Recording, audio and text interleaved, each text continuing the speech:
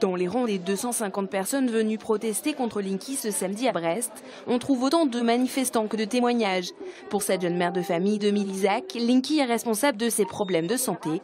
Depuis l'installation en janvier du compteur dans sa maison neuve, elle ressent de nombreux symptômes. Palpitations, migraines, maux de tête, sensation de grippe. Mon conjoint pareil. Aujourd'hui, j'ai la possibilité de couper le Wi-Fi et le Bluetooth chez moi, mais mon compteur Linky, je ne peux pas le couper. Des problèmes de santé, mais aussi des problèmes techniques. Depuis la pose du compteur, Adeline voit sa lampe tactile dysfonctionner. Une relation de cause à effet que ne nie pas ERDF dans ce courrier. De son côté, ce costarmoricain veut le retour de son ancien compteur. Il avait tout fait pour que Linky ne soit pas installé sur sa propriété. En vain. J'ai fait des courriers à ERDF que j'ai placardé sur mon armoire qui se trouve à l'intérieur de ma propriété. Le 1er février, ils m'ont installé le compteur Linky.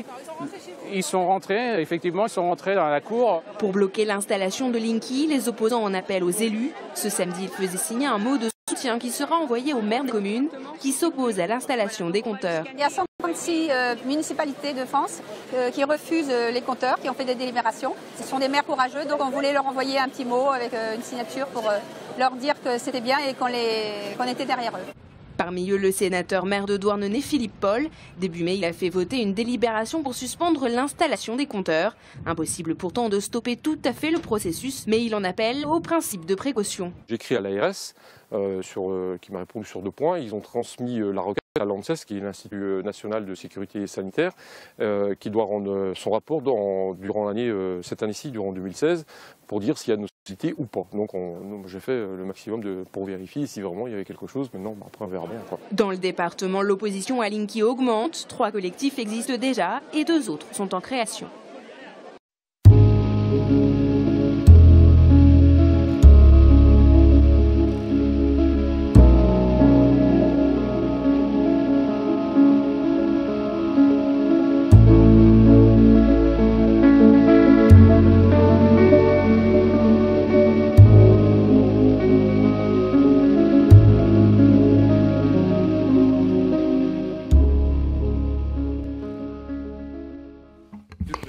Monsieur le Président Coyer. Je vais être très rapide. Je voudrais juste faire une remarque générale qui dépasse d'ailleurs le cadre des travaux de cette table ronde et de la mission.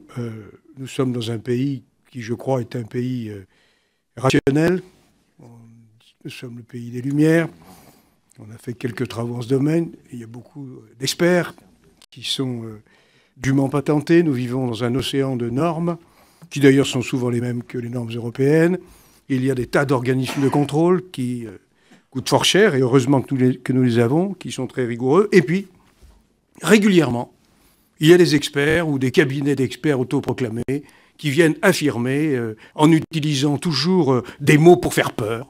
J'ai entendu le cancer, j'ai entendu les effets thermiques, et bien d'autres choses encore, qui inventent des maladies qu'aucune académie scientifique au monde n'a identifié comme telle, l'électro-hypersensibilité, qui tout au plus est une phobie, et qui viennent tenir des heures et des heures des débats contre lesquels le parlementaire et le médecin que je suis restent sans voix.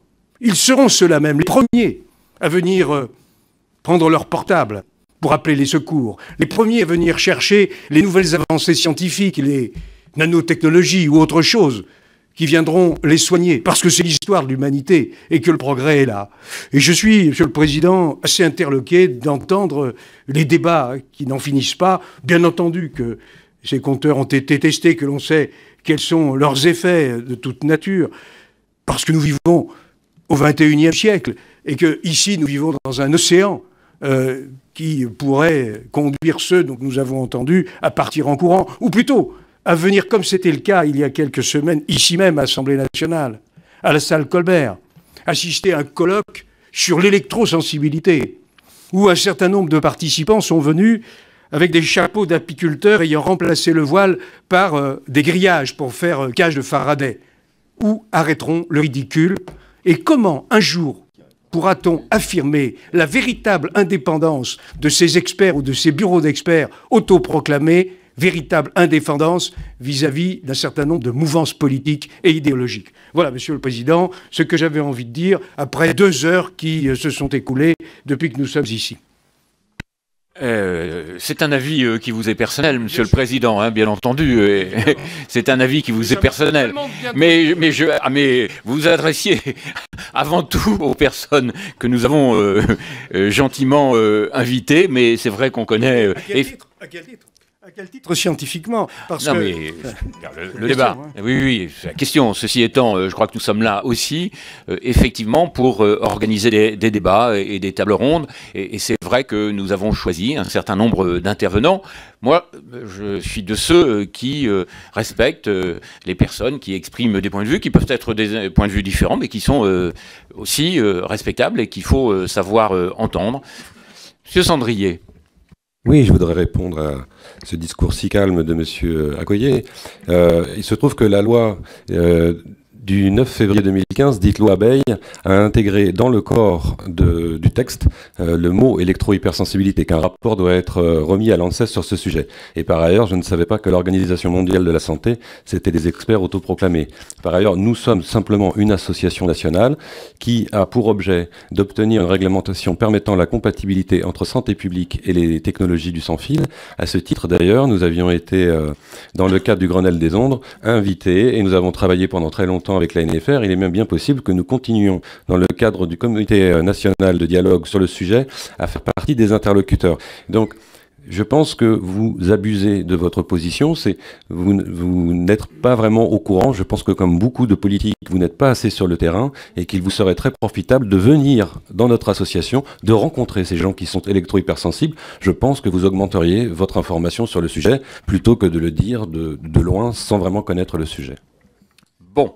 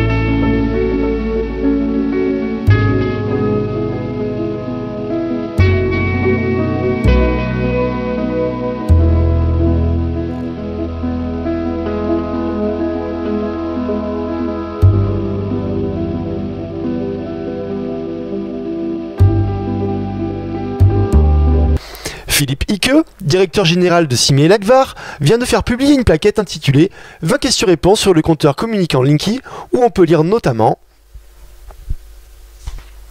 le Linky génère-t-il des économies pour le particulier? Pas directement. Il se présente plutôt comme un outil de gestion et de surveillance des consommations. Linky génère-t-il des économies pour ERDF? Oui. Son installation va permettre de supprimer les opérations de relevé sur le terrain. Puis, un client peut-il refuser l'installation du compteur Linky? Oui, mais cela impliquera peut-être à terme une surfacturation pour les prestations de relevé manuel des compteurs. Quelques lignes plus loin, il est écrit: tout abonné peut refuser la pose du compteur. ERDF a précisé qu'elle n'imposerait pas cette opération aux personnes récalcitrantes.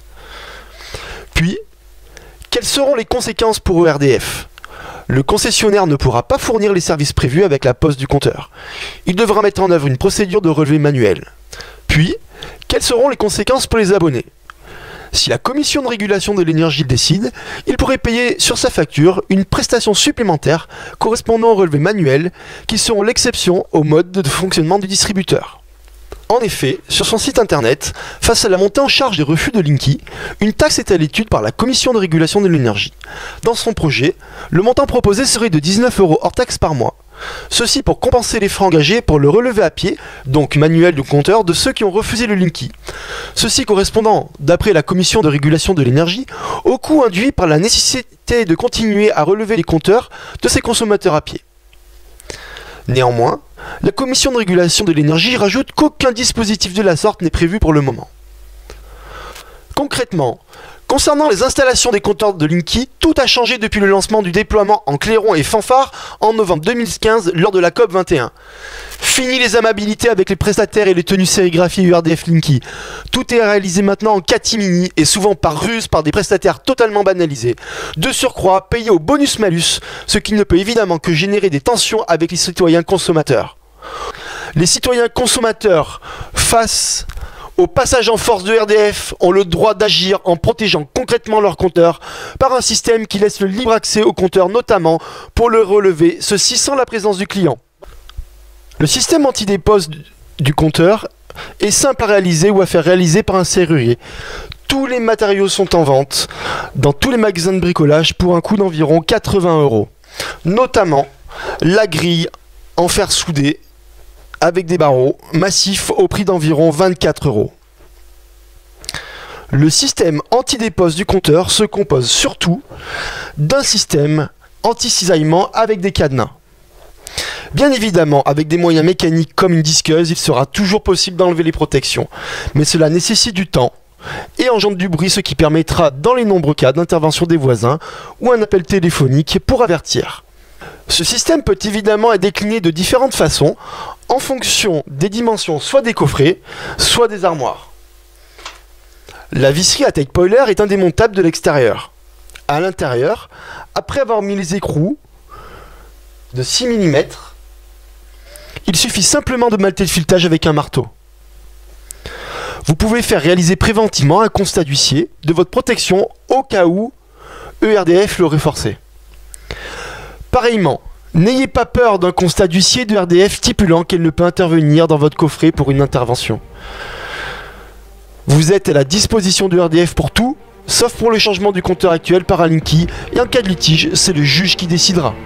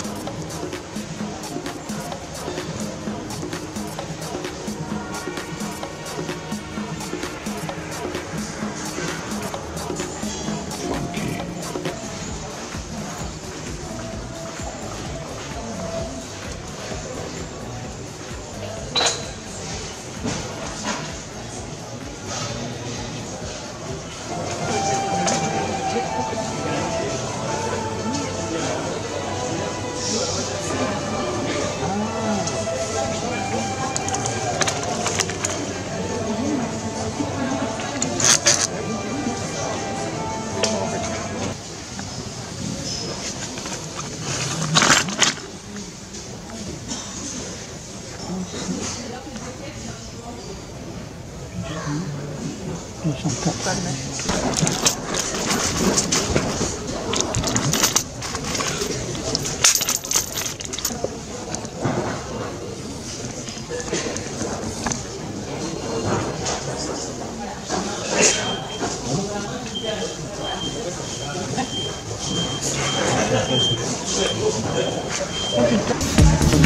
you.